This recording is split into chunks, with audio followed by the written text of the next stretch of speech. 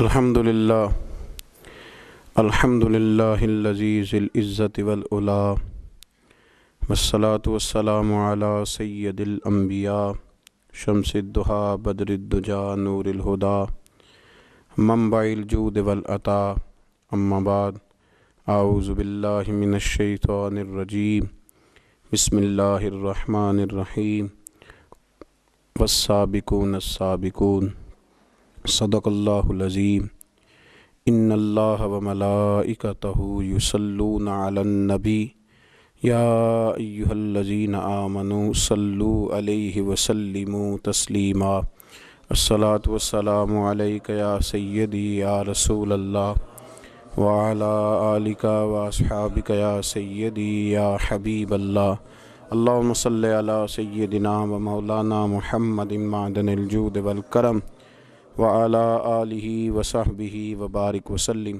حمد و صلاۃ کے بعد ماہ جمادی الثانی امیر المومنین خلیفۃ المسلمین جانشین مصطفیٰ صلی اللہ علیہ وسلم خلیفہ اول حضرت جناب سیدنا ابو بکر صدیق رضی اللہ تعالی عنہ کا یوم وصال ہے۔ اسی ماہ مبارک کی 22 تاریخ کو آپ نے وصال فرمایا۔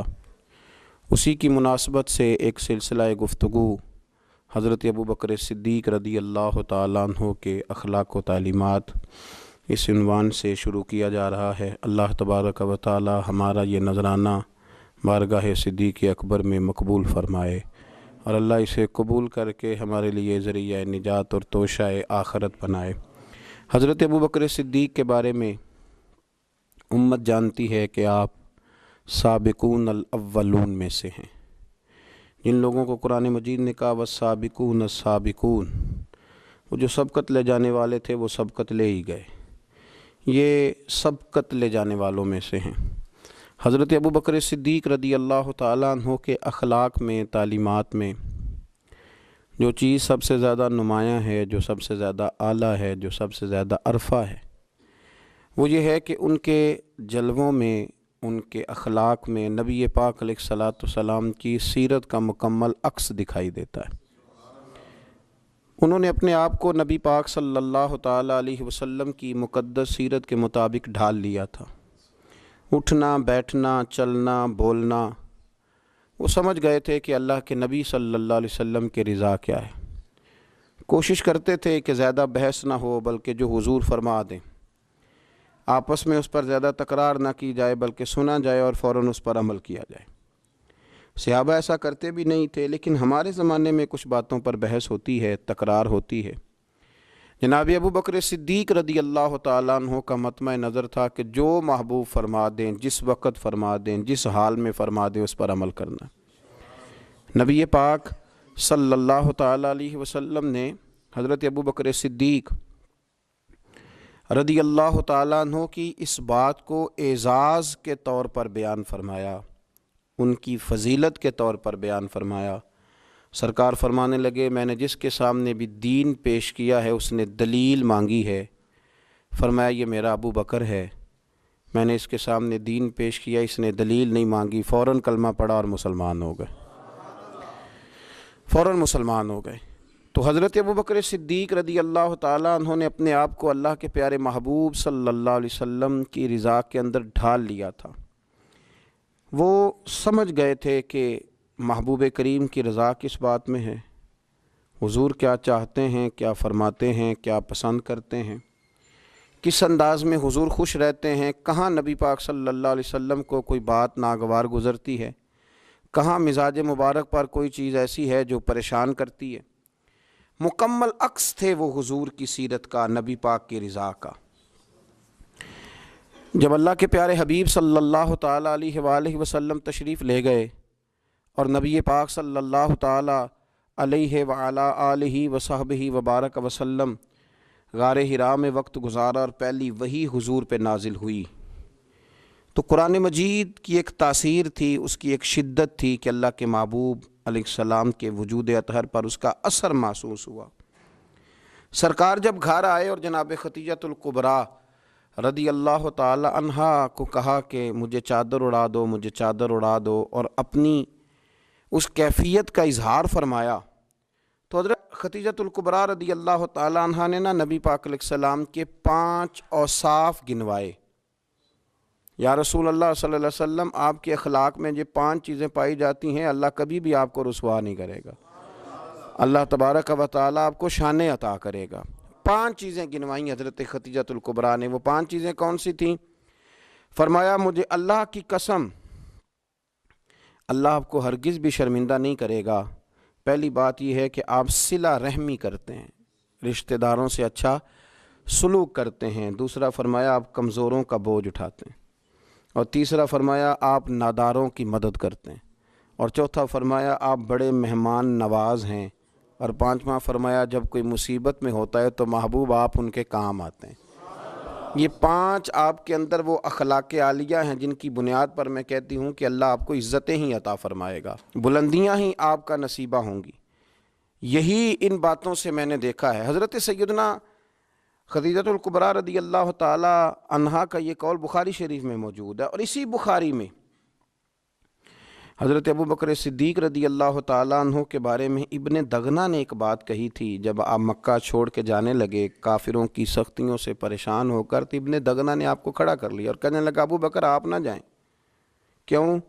کہنے لگا آپ جیسے شخص کو یہیں رہنا چاہیے، وجہ اس کی یہ ہے کہ آپ 5 باتیں وہ جو حضرت ختیجہ نے نبی پاک کے بارے میں گنوائیں تھیں، وہی 5 باتیں اسی بخاری میں اسی ترتیب سے موجود ہیں کہ ابن دغنہ کہنے لگے کہ آپ صلہ رحمی کرتے ہیں، آپ کمزوروں کا بوجھ اٹھاتے ہیں، ابو بکر صدیق آپ ناداروں کی مدد کرتے ہیں، آپ بڑے مہمان نواز ہیں، آپ مصیبت زدہ لوگوں کے کام آتے ہیں۔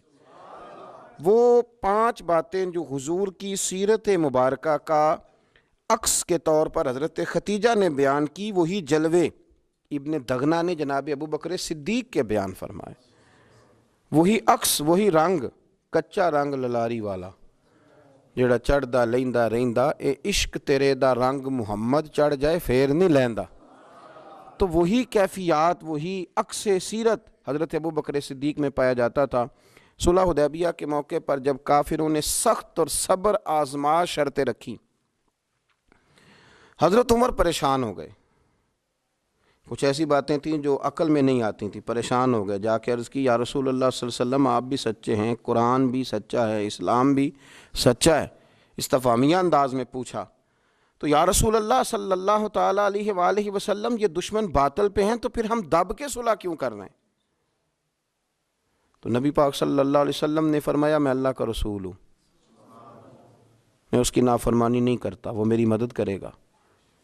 حضرت عمر رضی اللہ تعالیٰ عنہ فرماتے ہیں میں نے عرض کی یا رسول اللہ صلی اللہ علیہ وسلم آپ نے کہا نہیں تھا کہ ہم عن قریب عمرہ کریں گے، بیت اللہ کا طواف کریں گے؟ تو حضور علیہ السلام فرمانے لگے میں نے کہا تھا، یہ تو نہیں کہا تھا کہ اسی سال ہی کریں گے، انشاءاللہ کریں گے۔ حضرت عمر فاروق فرماتے ہیں کہ میری نا وہ طبیعت میں چونکہ جلال تھا، حضور نے بات کہہ دی، میں نے سن لی، پر میں مطمئن نہیں ہوا تھا، میری وہ چونکہ جذبہ جہاد سے میں سرشار تھا تو محبوب کے ادب کی وجہ سے میں خاموش ہو گیا، لیکن ابھی میری طبیعت اس طرح ٹھنڈی نہیں ہوئی تھی۔ جس طرح حضرت سیدنا ابراہیم علیہ السلام نے کہا نا یا اللہ مجھے دکھا تو پرندوں مردوں کو کیسے زندہ کرے گا، تو کہا یقین نہیں، کا مالک یقین تو ہے پر اطمینان قلبی کے لیے۔ تو فرماتے میں بھی اسی طرح حضور کی بارگاہ سے نکلا اور جناب صدیق اکبر کے پاس پھر گیا، اور میں نے جا کے وہی باتیں دہرائی۔ میں نے کہا ابو بکر رسول کریم علیہ السلام بھی سچے، قرآن بھی سچا، اسلام بھی سچا، پھر ہم دب کے صلح کیوں کریں؟ آپ فرماتے مجھے اللہ کی عزت کی قسم ابو بکر صدیق نے ہی وہی جملے مجھ سے کہے جو میرے رسول پاک نے کہے تھے۔ فرمانے لگے عمر وہ اللہ کے رسول ہیں، وہ اللہ کی نافرمانی نہیں کرتے، اللہ ان کی مدد کرے گا۔ تو میں نے فوراً عرض کیا کہ نبی کریم صلی اللہ علیہ وسلم نے فرمایا نہیں تھا، حضور نے فرمایا نہیں تھا کہ ہم طواف کریں گے، بیت اللہ کا عمرہ کریں گے؟ تو جناب ابو بکر صدیق فرمانے لگے عمر حضور نے کہا تھا کریں گے، یہ تو نہیں فرمایا تھا کہ اسی سال ہی کریں گے۔ تو آپ فرماتے ہیں جب میری طبیعت مطمئن ہوئی، تھوڑی دیر کے بعد میں اپنے آپ کو میں نے ٹھنڈا پایا، تو میرے دل میں خیال آیا کہ عمر تو ابو بکر کے ایمان تک تو نہیں پہنچ سکتا، تو وہاں تک تو نہیں جا سکتا، جو ان کا مزاج ہے، جو ان کی طبیعت ہے، اور جہاں تک وہ محبوب کی غلامی کرتے ہیں دوستو عکس بنا لیا اپنے آپ کو، عکس اپنے آپ کو اس رضا میں ڈھال لیا جو نبی پاک کی رضا تھی، اپنے آپ کو وہاں لا کے کھڑا کر دیا جہاں کھڑا ہونا مدینے والے رسول پسند فرمایا کرتے تھے، اپنے آپ کو ان چیزوں کا عادی بنایا جو چیزیں میرے نبی کی چاہت تھیں۔ حضرت ابو بکر صدیق رضی اللہ تعالیٰ عنہ کا یہ مزاج بنا، اور باطن میں بھی اور ظاہر میں بھی۔ جب آپ حضور علیہ الصلوۃ والسلام کو مدینہ طیبہ لے کر کے آئے نا، تو شارحین کہتے ہیں کہ طریقہ یہ تھا حضرت ابو بکر صدیق کا کہ وہ چلتے بھی اسی طرح تھے جو نبی پاک کا طریقہ تھا، اور جب وہ بولتے تھے تو لگتا تھا کہ یہ نا پورا حضور سید عالم علیہ السلام کے جملوں کو کاپی کرتے ہیں، اور ان کا لباس پہننے کا طریقہ بھی وہی تھا، اور ان کا امامہ باندھنے کا طریقہ بھی وہی تھا۔ تو فرماتے ہیں دونوں مل کے بیٹھ گئے، اسی کو کہتے ہیں فنا فی الرسول ہو جانا، اپنے آپ کو محبوب کی ذات میں فنا کر دینا۔ فرماتے ہیں کہ حضرت ابو بکر صدیق حضور کے ساتھ آ کے بیٹھ گئے، تو جن لوگوں نے پہلے محبوب کی زیارت نہیں نہ کی تھی، وہ جب ملنے کے لیے آتے نا تو کچھ تو حضور کی دست بوسی کرتے اور بیٹھ جاتے، حضرت ابو بکر صدیق سے ہاتھ نہ ملاتے، اور کچھ چونکہ جانتے نہیں تھے تو وہ آ کے حضرت ابو بکر صدیق کی دست بوسی کرتے اور وہ بیٹھ جاتے، محبوب کریم تک معاذ اللہ پہنچ ہی نہ پاتے، چونکہ جلوے اس طرح پڑھتے تھے، اس طرح عکس نظر آتا تھا کہ کچھ لوگوں کو غلط فہمی ہونے لگی۔ وہ حضرت ابو بکر صدیق کو ہی معاذ اللہ اللہ کا رسول سمجھ کے دست بوسی کرتے اور بیٹھ جاتے۔ جناب صدیق اکبر چونکہ عکس تھے، چونکہ نمونہ تھے، چونکہ جلوے دکھائی دیتے تھے، تو لوگوں کو پریشانی ہوئی۔ حضرت ابو بکر صدیق رضی اللہ تعالیٰ عنہ نے چاہا کہ میں کچھ ایسا کروں جس سے پتہ چلے کہ میں غلام ہوں اور یہ میرے آقا تشریف فرما ہے۔